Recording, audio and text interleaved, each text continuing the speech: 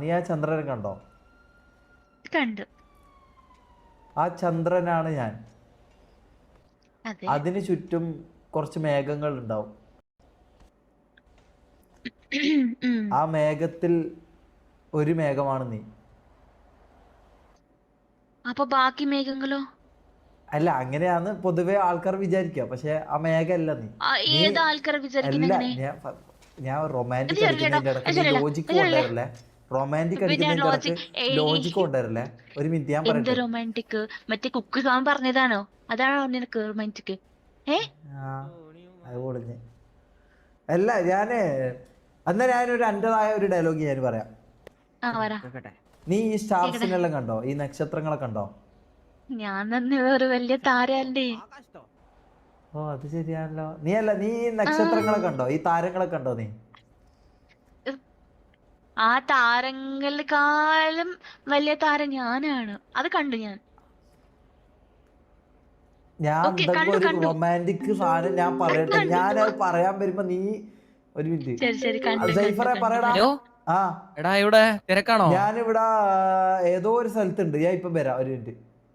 Okay okay. ആ, അപ്പം ഈ താരങ്ങളുടെ ഇടയിൽ നിന്ന് എനിക്ക് എങ്ങനെ നിന്നെ കണ്ടെത്താമെന്ന് പലരും ചോദിക്കും. പക്ഷേ അപ്പൊ നീ എന്താ അറിയാം? ഞാൻ പറയും, ഇവിടെ ലക്ഷക്കണക്കിന് താരങ്ങളുണ്ട്.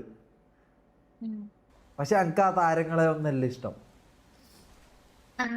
എനിക്കിഷ്ടം ഒറ്റ താരത്തെയാണ്. അതാണ് എൻ്റെ താര.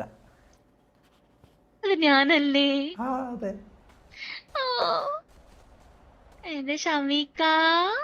അതെ. ഷമീ. ആ, താരു.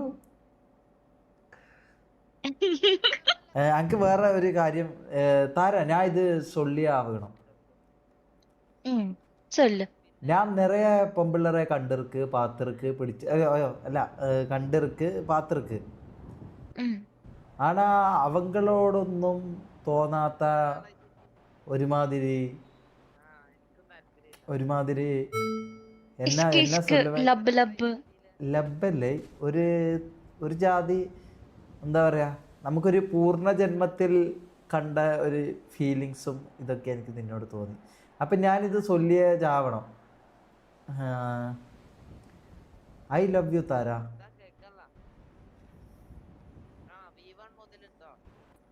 ഞാനും നിന്നെ സ്നേഹിക്കുന്നു ഷമീരിക്ക. Thank you. അല്ല, അയ്യോ, എന്താ ഞാൻ പറയണ്ടേ?